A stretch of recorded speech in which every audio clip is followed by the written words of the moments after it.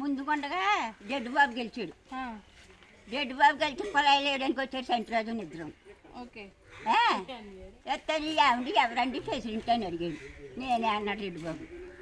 ఆవిడ ప్రెసిడెంట్ నెగ్గినప్పుడు మరి మాకు స్తంభాలు లేవు, చీకట్లో ఉన్నాము, రోడ్డు లేదు అన్నా. నేను ఎత్తానంటే మీ ఊళ్ళో లేదన్నారు అన్నాడు. మా ఊళ్ళో ఎవరో చెప్పండి అన్న. చెప్పేసాడు, పేర్లు చెప్పేసాడు. మరి అడిగావా వెళ్ళి?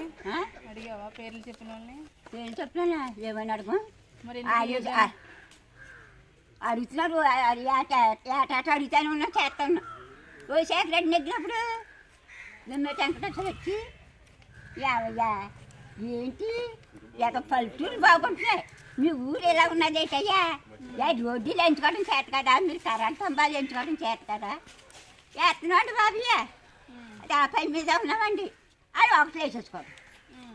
అది జరిగింది. మళ్ళీ ఈడెవరో చంద్రబాబు నాయుడు నీకు అప్పుడు మా ఊరికో ప్రెసిడెంట్ అయితే అప్పుడు కూడా రోడ్డులు వేయమంటే వేస్తామని ఆ రోడ్డు ఏమో ఇంకో ప్రెసిడెంట్ ఏం చేసుకున్నాం.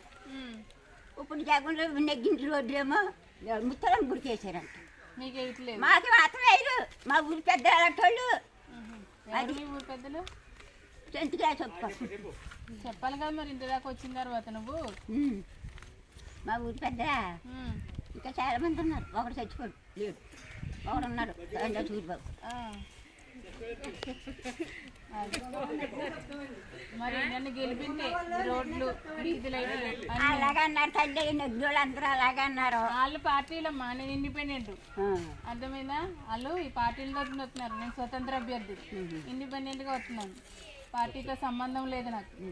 అది మరి మీలాంటి వాళ్ళందరూ ఆ రోజు ఇప్పటి వరకు పార్టీలు చేసుకున్నారు, ఇంతవరకు మీకు రోడ్లు రాలే, కనీసం వీధి లైట్లు కూడా వేయలేదు.